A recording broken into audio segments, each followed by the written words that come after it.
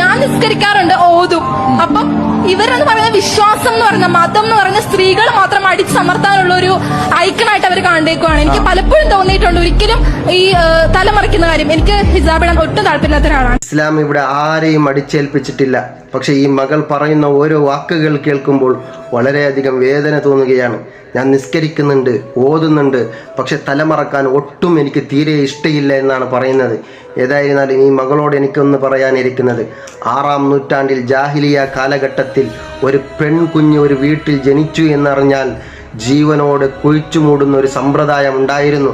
അതെല്ലാം മാറ്റിത്തന്നത് ഈ പരിശുദ്ധമായ ഇസ്ലാമാണെന്ന് ഈ മകളെങ്ങാനും ഓർത്തിരുന്നെങ്കിൽ ഈ പരിശുദ്ധമായ ഇസ്ലാമിനെ റോട്ടിൽ ചതച്ചിറക്കുന്ന ഈ ഗതികേടിൻ്റെ വാക്ക് ഈ മകൾ ഉപയോഗിക്കുമായിരുന്നില്ല.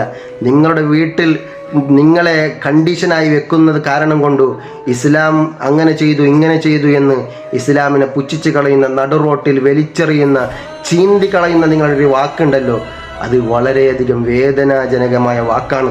അതുകൊണ്ട് ഈ മകളോട് എനിക്കൊന്ന് പറയാനിരിക്കുന്നത്, നമ്മുടെ എല്ലാവരുടെയും ഉമ്മയായ മഹദി ബീബി ഫാത്തിമ റളിയല്ലാഹു അൻഹ അലിയാർ തങ്ങളോട് വഫാത്താകുന്നതിന് മുമ്പ് വസിയത്ത് ചെയ്തൊരു വസിയത്തുണ്ട്. അലിയാർ തങ്ങളെ, എൻ്റെ ജനാസ കൊണ്ടുപോകുമ്പോൾ ഈ നാട്ടിൽ തികയാത്ത മയ്യത്ത് കട്ടിലാണ് ഇവിടെ ഉള്ളത്. അന്യനാട്ടിലേക്ക് പോയി എൻ്റെ ജനാസയെ കൊണ്ടുപോകാൻ വേണ്ടി നിങ്ങൾ മയ്യത്ത് കട്ടിൽ കൊണ്ടുവരണം. കാരണം ഇവിടുത്തെ മയ്യത്ത് കട്ടിലിൽ കൊണ്ടുപോയാൽ എൻ്റെ ജനാസ, എൻ്റെ കഫൻ തുണി അന്യ പുരുഷന്മാർ കണ്ടുപോകും. അതുകൊണ്ട് എൻ്റെ ജനാസയെ കൊണ്ടുപോകുമ്പോൾ രാത്രിയുടെ സമയങ്ങളിൽ നിങ്ങൾ കൊണ്ടുപോയി എന്നെ മറമാടണമെന്ന് പറഞ്ഞ് സ്വന്തം ജനാസയ്ക്ക് പുതച്ച കഫൻ തുണി പോലും അന്യ പുരുഷന്മാർക്ക് കാണരുത് എന്ന നിർബന്ധം പിടിച്ച നമ്മുടെ എല്ലാവരുടെയും ഉമ്മ മഹദി ബീബി ഫാത്തിമ റളിയല്ലാഹു അൻഹയുടെ ആ കടന്ന സ്വർഗത്തിലേക്ക് നമുക്കൊന്ന് കടക്കണ്ട മകളെ, നമുക്കൊന്ന് പോകണ്ട മകളെ. നിങ്ങൾ ഏത് സ്വർഗത്തെയാണ് കരുതിയിരിക്കുന്നതെന്ന് നമുക്കറിയില്ല.